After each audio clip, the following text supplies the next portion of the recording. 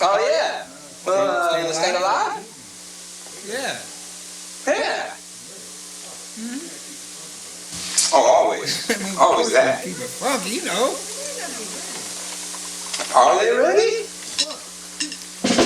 You can't tell by the way I use my work. I'm a woman, what time to do. Music loud and warm and warm. I can't do it since I was. Now it's alright, it's okay. You may look the other way. We can try to understand the New York Times effect on man. Whether you're a mother or whether you're a mother, you're staying alive. Staying alive. Through the city breaking and everybody shaking and we're staying alive. Staying alive. Ha, ha, ha, ha. Staying alive. Staying alive. Ha, ha, ha, ha. Staying alive.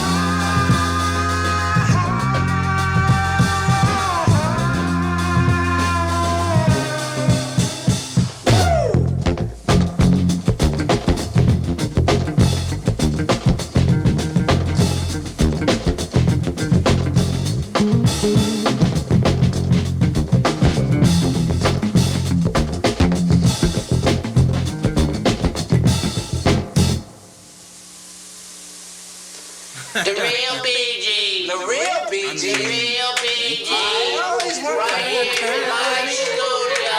Give it to him. Well, I mean, Ish. oh man.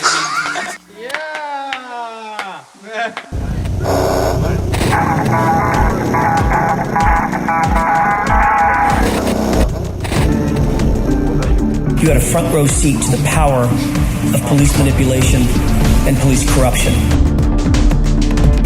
Do not let the Commonwealth get away with this. Do not endorse and sanction an investigation that is broken and corrupted top to bottom.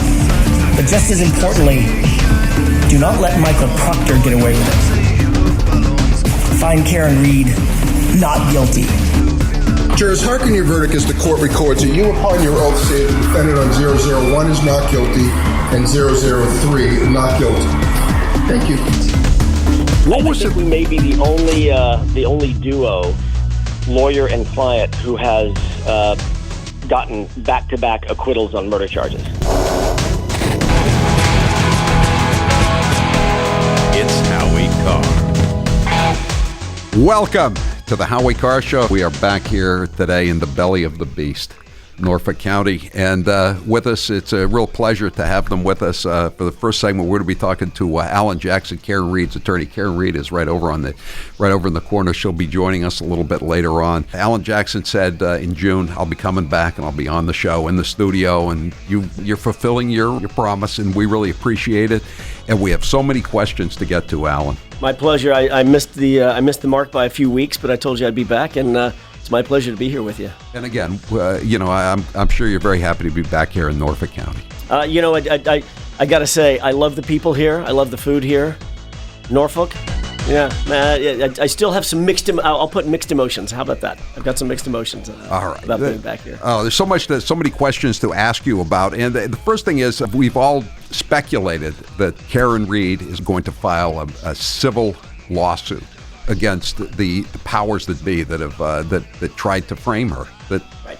So, what is that? What you're back here for? Well, I can say this: I'm back for a reason. I didn't. It's not just a pleasure tour. So I'm back here for a reason. We've met with the legal team back here, dealing with the civil issue. There's obviously a lot to unpack where that's concerned. So we had and will continue to have significant meetings about that. What Karen's next options, what her options are in general, but what her next moves might be, and we're considering all options. In terms of the civil case itself, I'm not going to disclose everything that we've discussed, but certainly nothing is off the table. I can put it that way. State or federal? Yes. I don't know. At this point, that's part of what we're deciding. There's options that we have, both state and federal options, and we're exploring all those options. So we'll see. And I know that the O'Keefe case, the civil damages that the O'Keefe family is seeking against Karen and the bars. I mean, it doesn't seem like they got much of a case against her since she's been acquitted, and since the experts agree that the car didn't hit John O'Keefe. So she doesn't have much of a case, but you've got to still defend against that, and you're in Plymouth County. Right. I'm not worried about the county where we're at. I'm Plymouth. It could be any place. I really don't care. I think you're right. I think you hit the nail right on the head. They're going to have, I'll put it this way, I think the civil action that's been filed against Karen, they're going to have a very, very, very significant uphill battle. Very obviously, the jury has spoken. It's not like there wasn't an enormous amount of scrutiny that was put on through all the evidence against her, and 2 times, not once, 2 times, jurors determined that there was no collision. I don't think people think about that enough. But you mentioned it in the first interview, and right. I think it bears repeating. She was a victim of double jeopery. Absolutely, absolutely, 100%. And we made that pitch not only to Judge Canoni, but all the way up to the SJC. Court, right? Yeah. And we believe that we were correct. I'll go to my grave believing that we were correct. I don't know why the appellate departments that heard this case didn't agree. I'm a little gobsmacked by that. I'll remain confused by that. But look, that just gave us that much more impetus, that much more motivation to go back a second time, given the fact that there was going to be a second trial, and make sure that she got acquitted the second time as well. But there's no question that that's not even open to dispute that the jurors came back with every charge and allegation that was associated with striking John O'Keefe. She was acquitted the first time, and she was acquitted the second time. We've dealt with these cases of frame-ups and people actually going to prison. You had the 4 guys that were framed by the FBI. They spent 35 years in prison. They got $102 million, I believe. You have Freddie Weichel, who was framed in this county as a favor for Whitey Bulger to take him off the street. He won a $33 million judgment that was tossed out, most of it. Then he won $15 million from the town of Braintree. I'm just laying these out. How much do you think Karen can get?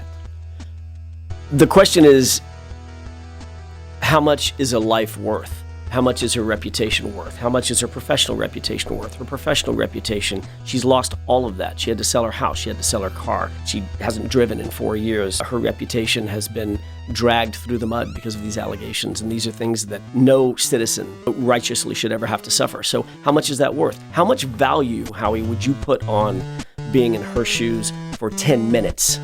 Let alone 4 years? That's the question. And that's going to be a question for the jury. And then we're going to decide what we think is appropriate to ask for. But I don't think there's any amount of money. There's not an amount of money that I can think of that would reasonably compensate her. She wasn't in prison per se, but I mean, it's kind of a prison that she's been in, isn't it? Well, to your point, per se, no, she wasn't in prison per se. She was in jail twice. She was jailed twice too many times.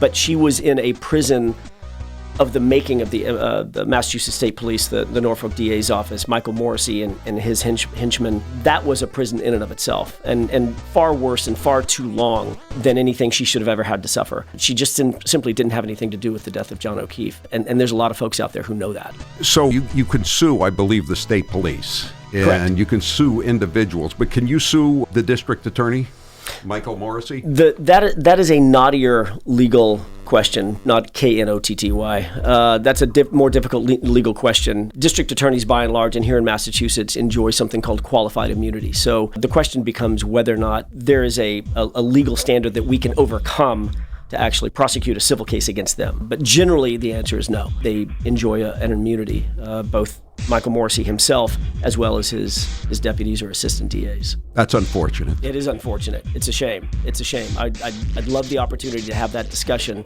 in open court, in a civil case, about what his conduct consisted of and what his deputies' conduct consisted of as well. Now, are you going to get, if in a potential civil case, whether in state or federal court, are you going to get access to all of these emails and texts from the cloud that we're already reading about? We'll see. That's certainly something that we're focusing on heavily in the civil case. The information that we didn't get in the criminal case through requests and demands that we made to Justice Canoni, it opens up a whole new batch of possibilities for us to get some of that data in the civil case. So they brought the civil case, right? You don't get to, it's a sword and a shield, right? So you don't get to bring a civil case and then hide behind some sort of anonymity and trying to suppress the evidence that we need to properly defend against that civil case. And I can guarantee you that civil case will be righteously defended. Righteously defended. And that means getting every single scrap of information that we're entitled to and that we did not get during the criminal case. You've already seen some of it. I mean, the fact that that crazy woman, the woman with the hat on her head, they as soon as they see what she's going to say, Morrissey emails back, hire this woman immediately! Exclamation point! All capital letters. Right. Those emails are revelatory. I haven't read all of them. We haven't seen all of them. It's yet to be seen how much of that we get. But he's run for district attorney many times. He's raised $200 from one guy, a House counsel for a corrupt speaker who was convicted of a felony in 11 months. He's raised one contribution in 11 months. You think he's running for re-election?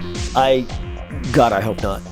I hope not. For the sake of the community, for the sake of Massachusetts, for Christ's sake. I mean, no, I hope he's not. I don't know what's in Michael Morrison's... Karen is smiling. I just have to point that out. Yeah. I cannot imagine a circumstance in which he thinks, number one, that he could win, and number two, that he would actually be an effective leader for the community. That's the job, right? That is, at the end of the day, it's not about you feathering your nest, Mr. Morrissey, right? It's about really doing that which is the heart of community service. You're there to represent the community members. The community members don't want you. They just don't. They're not that. We're not that into you anymore, Mike Morrissey. It's one way to break up with them. Yeah. Okay, we're going to take a break, and then Karen Reed will be back with us.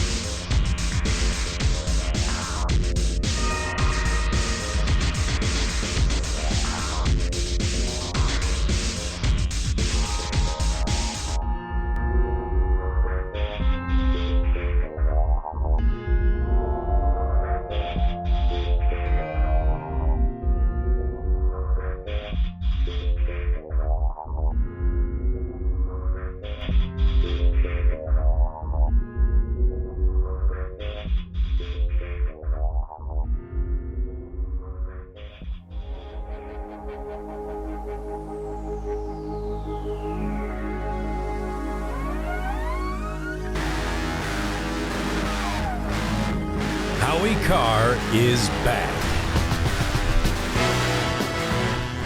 All right, with us this hour are Alan Jackson and Karen Reed, and I'm going to speak. I wanted to talk to Karen Reed a little bit this segment, and it's mainly about the court and the legal wranglings to come. But I did want to check in with Karen Reed, and thanks so much for coming in, Karen. Thanks, we really Howie. appreciate it.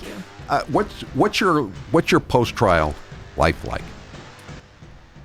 It's not quite as I expected. I was expecting a switch to be flipped. That was the opposite of the one that got flipped on me at 6 a.m. on January 29th, 2022. But it's been more like a dimmer that the lights are coming on a little brighter each week. There's moments I have every day that have these little epiphanies of, wow, this is the first time I've done fill in the blank in the last 4 years that I wasn't living with this nightmare.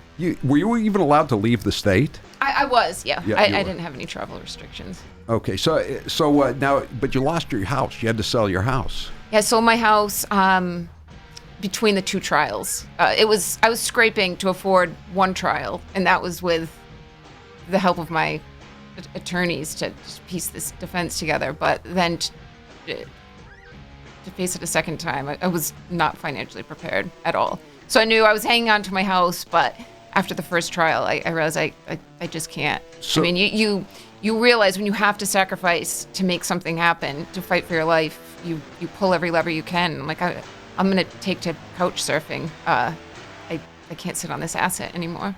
So you lost your house, you lost your two jobs, right? You had a really good job at Fidelity, right? I had a great job at Fidelity. I've always wanted to be there, and I felt lucky every day that I walked into 245 Summer Street, and I worked with brilliant people. I learned every day, and that job was not just a job. That was my career, and I still miss it. Is there a chance you could ever get it back? I don't know. I think I don't know if I can hop back on the commuter rail and walk through South Station every day, and I have other things I need to do in terms of illuminating what I've seen the last 4 years. Now, so you're living with your parents Yes. now, right? And what's that like at this late date? I consider myself very fortunate that for all I've lost, the things I need, I still have. And I'm lucky. My parents are in their late 70s. I'm lucky I have them.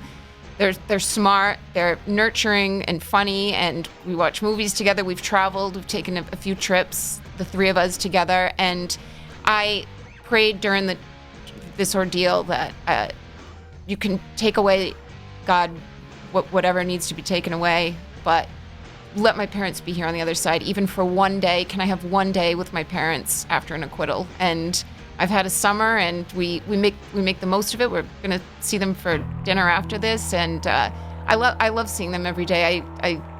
How are they doing? How are Bill and Janet doing? My parents are great. They're the strongest people I know. They're faithful.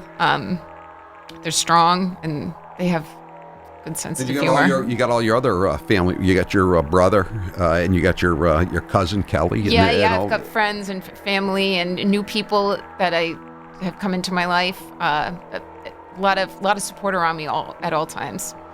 But did you get your car back yet? I don't have my car back yet. I don't. I do not have the car. It's not for lack of trying. Not for lack of trying, right? Why won't they give you back your car? I mean, it's just logistics at this point. There's so much water under the bridge that it would require Adam Lally or somebody from the DA's office reaching out to us, and we know how that goes.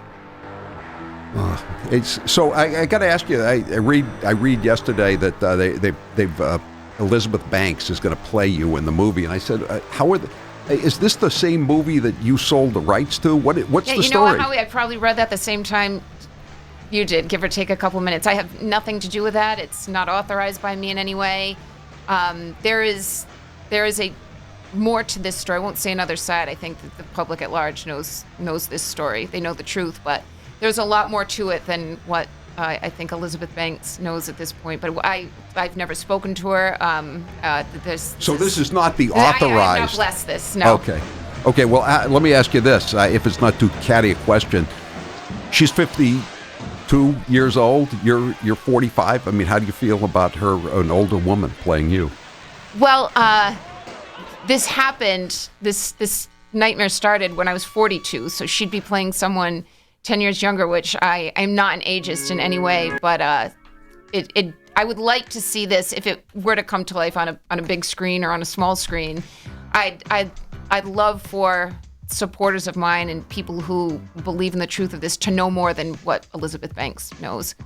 And it's really her story to tell. Yeah. I mean, at the end of the day, this is Karen Reed's story to tell. It's not Hollywood's story to make up and to fill in blanks that they want to fill in, to take a poetic license, a literary license, movie license. It really is Karen Reed's story to tell. And so it's a little bit of a shame that she was never even consulted, never even contacted. Like she said, So read about this. it was totally new when you read it yesterday. Yeah. I had heard through the grapevine that she was interested, but I would think she'd have reached out to us. She knows who our contacts are in California. Yeah, we're not hard to find. So your next thing is the movie, or what's your next move? I don't know from day to day what my next move is. I'd like a book out there. There's just a lot more to tell. A lot of what it took to fight this that was behind closed doors. I think people would be very interested in that. The story does need to be told, but it needs to be told accurately. There's a lot of things that were uncovered during the course of this trial and this odyssey, and it needs to be told accurately. I want to ask you about that when we come back, Sure. but I wanted to show. I found a bag in the trash. I am from Norfolk County, and I found this bag, Norfolk County District Attorney. It's Michael Morrissey bag. So I got And you literally found it in the trash. I literally found it in the trash, and some stuff in here. I mean, somebody's got taste. Throwing that away. Look at this. It's a Where's Chloe? Where's Chloe? Everybody loves Chloe. Everybody wants to find out what happened to Chloe. Hey, look at this. Look at this, guys. Those are dangerous. Those are dangerous. I think this may be contraband in Norfolk County. I know. They got a bolo out. This is an indictable offense, putting this on this table, I think. Exactly. And I stopped by Mass State Police Headquarters in Middlesex County today, and I went to the store, and guess what they have here? This is some but fresh from the factory. Are there 47 pieces? Is the question. Exactly. Some of them are big, some of them are small. Hold it up for the camera there. This is. They have shifts working three shifts a day on this, 24 hours a day, breaking tail light. I'm sure. To throw out at the crime scenes. Karen Reed, thank you so much. We'll be back with Alan Jackson here, and we're so happy you're here, and we're so happy you beat the rap twice. Thank you, Howie. Twice. I'm Howie Carr. Join Howie Friday, August 29th at the new Milano's Restaurant in Hyannis. Enjoy delicious Italian entrees like the lobster ravioli and the chicken marsala. With us in the studio is Alan Jackson, Karen Reed's attorney. Karen Reed was just with us. She's chatting now with Veronica. I want to ask you something. Now, this is something. There's been a lot of speculation in social media. Judge Canoni, who you had problems with. Everyone had problems with her. She has now transferred from this hallowed county down to Plymouth County in Superior Court. So she is in the same county where the O'Keefe case is going to be heard, where she's the defendant and where she might be the plaintiff in a massive civil rights case. So is there a chance that Beverly Canoni could grab Karen Reed's case and try to do it again? I don't think so. Like you said, there's been a lot of speculation on the internet about that. I don't think so. I think that's just happenstance. She's literally in a different courthouse. Happens to be in the same county. Judge O'Shea has been assigned to the case for all purposes. Judge O'Shea is the RAJ, the regional administrative justice over that region. So I would imagine that Judge O'Shea, when he took the case and took it for all purposes, that's exactly what that means, and I trust that. So I think we are going to be in Judge O'Shea's court. So Beverly Canoni is in Brockton. She's in Brockton, the city of Brockton. And he in your case is city going to be Plymouth. in town of Plymouth. So there's no probably never the twain shall meet. I don't think so. Yeah, I'm not concerned about it. Nobody on our team is concerned about it. We don't think that's going to happen. So you've got a whole civil team that's going to be working here now. Exceptionally talented folks at the firm. Damon Seligson and Charlie Waters, Chaz Waters, Aaron, the whole team. They're dedicated to this case. They have dug in. They've rolled their sleeves up. I've been thoroughly impressed. They know the case better than I would have ever expected folks to know the case that weren't on it for the last 3 or 4 years. They know the granular details, and I couldn't be happier. Karen's in very, very, very good hands. Since the trial ended, you wrote a scathing letter. It was really well written to the police commissioner of the city of Boston, Michael Cox. Right. And you told him that you thought that his officer, Kelly Dver, should be added to the Brady list. Why don't you tell us about that? And if you've gotten any, well, go ahead. Tell us what. First of all, can we clear this up so that folks don't think I'm a complete idiot? Did you tell the defense that when you were called up to the commissioner's office, he told you 2 things? Commissioner Cox told you, number 1, the Boston Police Department supports you, and Officer Dver, do the right thing. So he said my name correctly. He said Dver. And that's my mistake. Let's see. You want me to repeat the question so I get so right? Mr. Jackson. So, a consonant following a single consonant following a vowel is a hard vowel. D-E-V-E-R is pronounced Dver. D-E-V-V-E-R would be Dever. I'm just saying, just throwing it out there. When she corrected me and basically knocked me backward on my heels for mispronouncing her name, I did learn English. So the rules of English. It's not your third language. It's not my third language. No. And I do know what the word theory actually means as well, as does Sergeant Buchanan. In any event, Kelly Dver, as she likes to pronounce it, I thought I thought I needed to write that letter for the protection of the public and the protection of other defendants. She should be on the Brady list for the reasons that I put in the letter. Which is an unreliable witness. She's an unreliable witness. She admitted one of two things is true. Either she lied or she has a faulty memory, and she has a really hard time with recollecting facts. She has false memories. It's not just a faulty memory. All of us have a faulty memory. She is subject to, as she put it, false memories. How could she reasonably be a police officer going forward with false memories? I mean, she'd be expected to be a professional witness, an eyewitness to everything that she does, every arrest that she makes, every piece of evidence that she finds, every piece of evidence that she proffers or presents. When do you believe she was telling the truth? When she spoke to the FBI and said she saw Higgins and Berkowitz for a wildly long time? Or when 100%. That's 100%. That's exactly what the truth was. There's no way to have a false memory that's concocted to that level of detail. And all I wanted, it's not, I don't know how I became her enemy. She's a police officer. I'm simply a party in a lawsuit that was brought by Michael Morrissey and his folks, a criminal lawsuit. And all I asked her to do was get on the stand and tell the truth. And it turned into an absolute disaster for her, not for me, for her. None of the jurors believed her. They all thought that she was completely lying, and one has to, when one's left to speculate as to why she lied.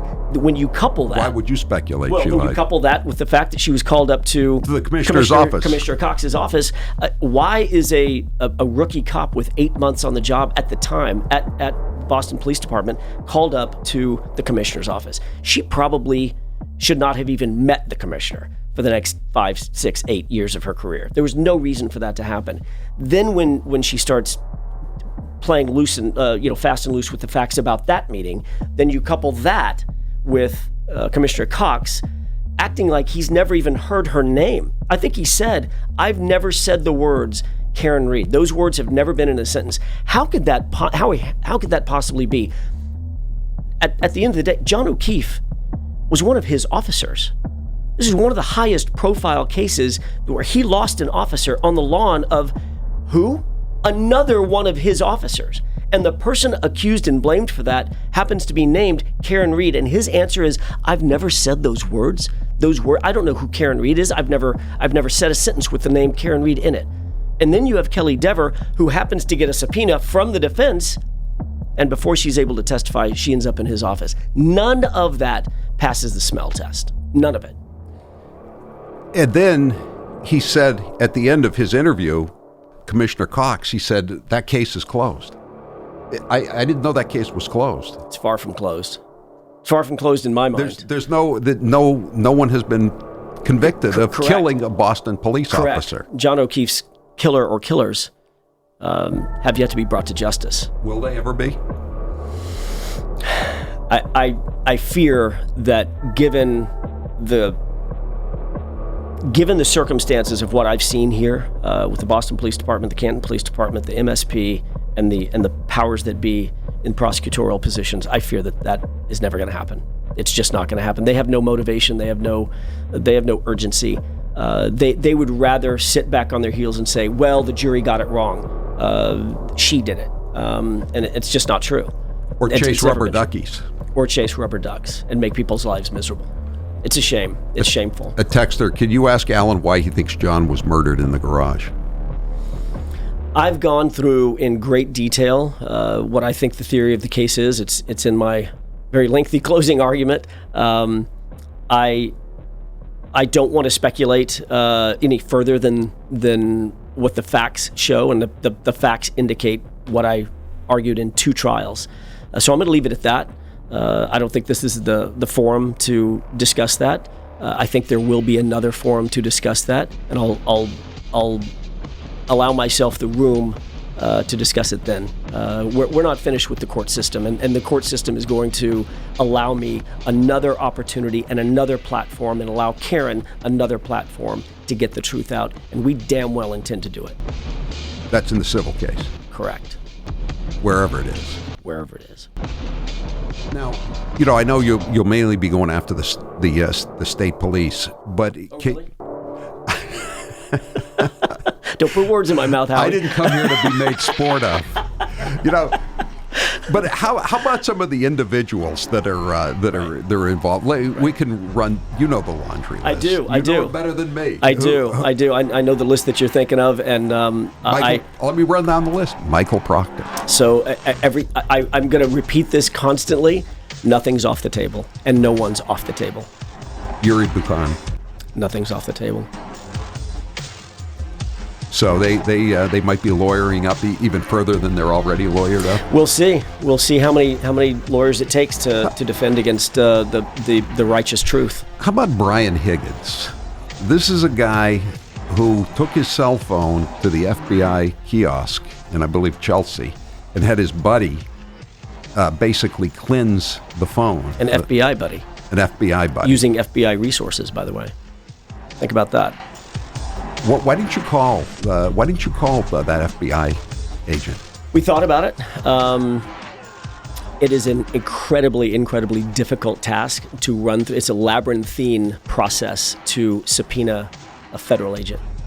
Incredibly difficult to do. So, same thing applies to Brian Higgins as an ATF agent? Didn't seem to bother the Norfolk DA's office to call him. They called him first in the first trial, and I had an opportunity to cross-examine him. But if we want to, if a defense wants to subpoena a federal agent, a righteous federal agent, someone who's licensed and deputized, either if the FBI, ATF, whomever, it is a very, very difficult process, and it's not as easy as just issuing a subpoena. Do you think the federal investigation is over? I've said this before, and I'll say it again, Howie. I've never heard in my career, ever heard of federal investigators calling the target of an investigation or targets of an investigation and saying, hey, by the way, guys, we've just closed this. You're good to go. I've never heard of that happening. I can tell you this. I personally, this is all I can say, I personally, and no one on our team, no one, not David, not Bob, no one, ever heard directly from the FBI that this is closed. Or the FBI or the DOJ, that this federal investigation was closed. So my answer is, unless and until that were to happen, no, I don't believe that. It was announced, I think, by closed. Helena Rafferty after she hit the old guy in the crosswalk at dusk. Right. There's motives on the other side's part to want this investigation to be closed and to have that sort of out in the ether. But anything that's closed can be reopened, even if it were closed. So who cares? I want to ask you about something that just bugs me a little bit. This guy, Gregory Long, he was the superintendent-in-chief of the Boston Police Department. He was a neighbor of John O'Keefe and Brian Albert. From Canton. Yeah, from Canton. Right. He lived in Canton. Right. And like when Karen Reed was arrested, he put out a press release and he said they have the Norfolk DA's office and the state police have apprehended the killer of John O'Keefe. None of this. She has been charged, or none of the the boilerplate at the bottom, like guilty and innocent until proven guilty. Just put out a statement like that. Yeah, that was shameful. He should be ashamed of himself. That was disturbing. It was troubling. It was upsetting. It was disgraceful for his office. He knows better. Everybody in his office knows better. She is cloaked in the presumption of innocence, as we all are. When an arrest is made, when allegations are made, she's cloaked in an unremovable presumption of innocence, unless and until the Commonwealth puts to bed that issue by a trial with a jury verdict or a court verdict. There's no excuse for leveling that claim or making that statement in public. All that did was turn the public against an innocent woman. It was despicable. We'll be back with Quite frankly, I think he owes her an apology. Yeah, he's by the way, his wife is a judge, and she serves with Judge Canoni.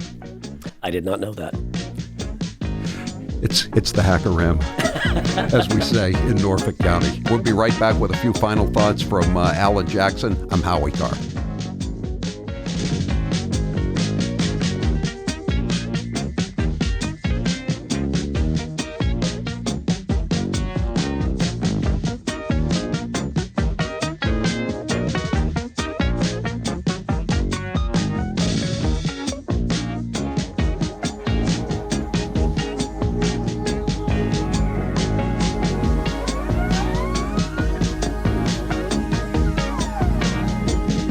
Howie Carr is back. All right. I got my own book coming out, Mass Corruption. It's got lots of stuff. Boston, Mass State Police, judges in New Bedford, the dirty state police chemist. It's all here. You can order it right now at HowieCarShow.com. It's a pre-order right now. It'll be out very shortly. It's got a nice cover. You've got all the cast of characters right there. There you go. All right, listen, and Karen Reed came back here just for the last bit of the hour.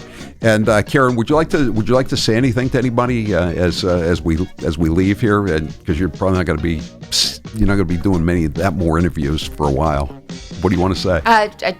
What I said when I came out of the courthouse after the acquittal is just thank you to just so many people. It feels like already a short lifetime ago, but it's only been 2 months. But the support, even Howie, but from you and this station, and having the guts to report on what was actually happening, and not worried about any kind of retribution or political loyalties in this state and in this county. That people, a lot of women, children, and men, courageous enough to be very vocal about how they felt about this, and that's how things are going to change. They need to vote, and they need to worry about their community and their families and children, grandchildren, generations to come. And I think things will change. But emotionally, these people, journalists, and supporters, community members, have emotionally pulled me through, and my family and the lawyers too, I think. You want to say anything to District Attorney Morrissey and the state police?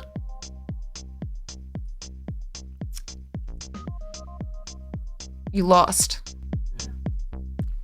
big time, and you know what you did. You know what you've done. Alan? The thing that nobody thinks about in a journey like this is the energy that it takes to get up every day.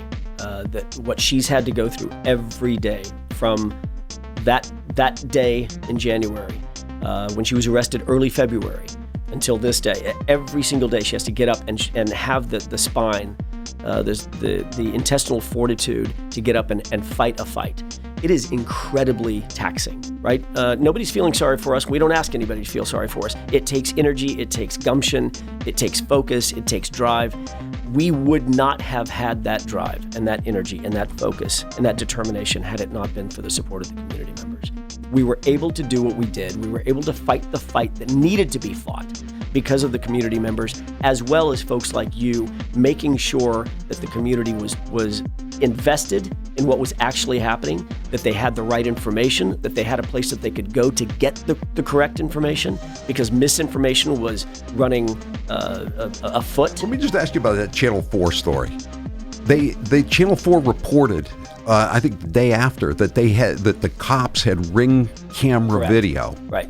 A total lie, and they never retracted it. Yeah, for 2 years. What do you think, Karen? What I think is that is what they were actually told. Correct. I don't think the error was on Channel 4's behalf. It was what they were told at the scene. Yeah, they didn't and make I think it I think it existed. We made a motion in court for Brian Albert's ring camera. We believe he had some brand of surveillance at his house, and we know there was one across the street. So yeah, I think it actually existed. It ceases to exist probably now, but they said it showed you hitting right. John O'Keefe. Right, they had me buried for a while. Which was the abject lie. Pin it on the girl. Pin it on the girl, right? And anybody that said that knew it was a lie, knew it was completely unprovable, because it didn't happen. As we established unequivocally through 2 trials, there was no collision. Alan, when will I see you in court? The 22nd of September. That's the other case. That's the other case. Thank you, guys. I'm Howie Carr.